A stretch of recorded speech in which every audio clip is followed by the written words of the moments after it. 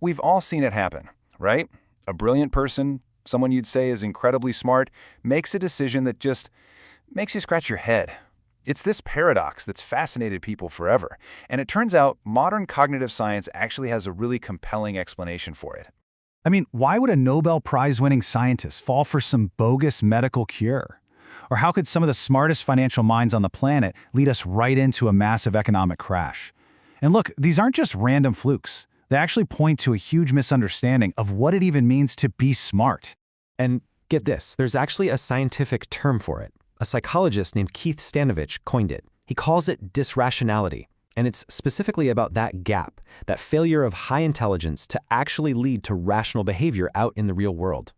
So to really get a handle on this dysrationalia thing, we've got to pull apart two ideas that we usually just lump together. We need to look at the difference between our raw brain power and how we actually control that power. This really breaks it down perfectly. Think of your intelligence, your IQ, as the horsepower of a car's engine. It's just raw processing power.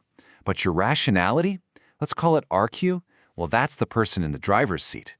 You can have a Formula One engine under the hood, but if the driver is texting or looking the wrong way, all that power isn't just useless, it can be downright dangerous.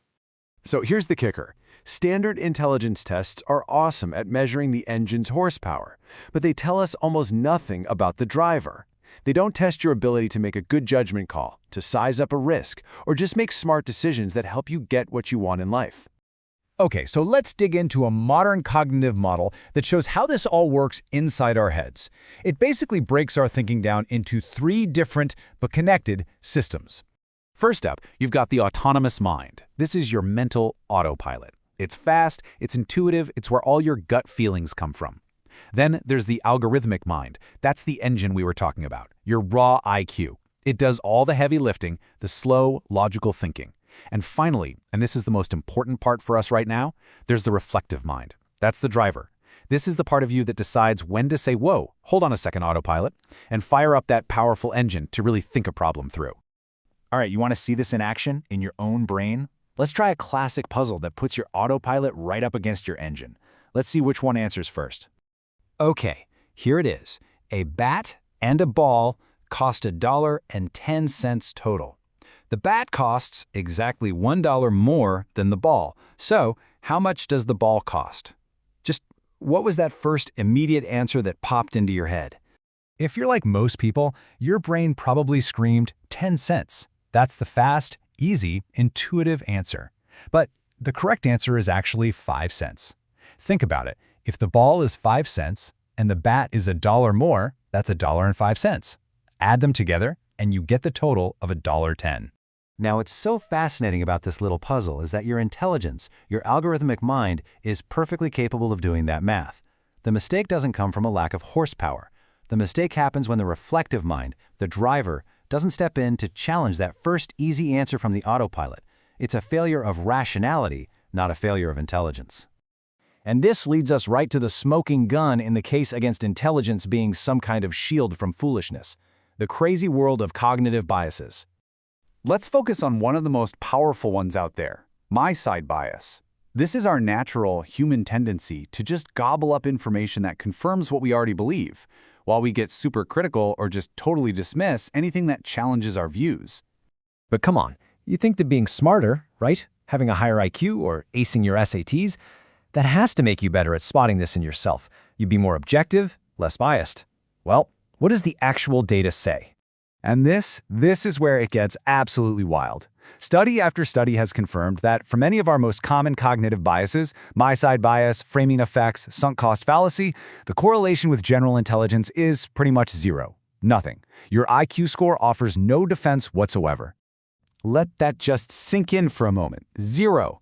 A perfect score on a test gives you absolutely no protection against the tendency to bend reality to fit what you already believe.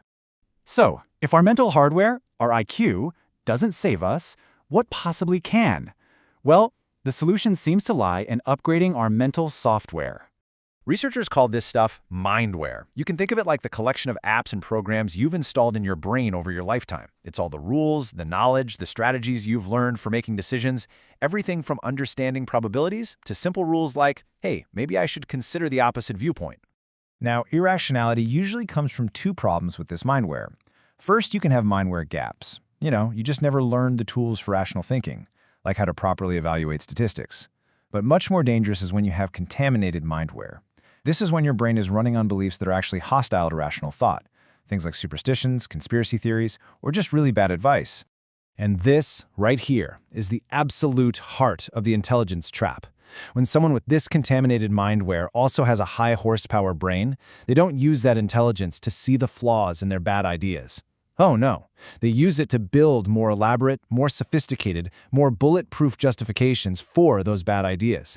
They become incredibly skilled defenders of total nonsense. So how do we install better software? It really comes down to building better thinking habits. You have to actively go looking for smart people who disagree with you. When you have that gut reaction, force yourself to ask, okay, but what if I'm wrong? You have to be willing to update your beliefs when new evidence comes in. Try to deliberately argue against your own strongest opinions. These are the skills of rationality. So, at the end of the day, the big takeaway is this. True wisdom isn't about having the most powerful mental engine. It's about developing the self-awareness and the humility to be a good driver.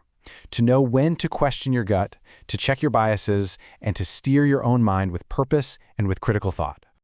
And that leaves us with one last question for you.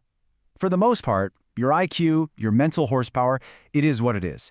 But your rationality, your RQ, that is a skill. It can be trained and it can be improved. So the real question isn't how smart you are, it's what are you doing to become a more rational thinker?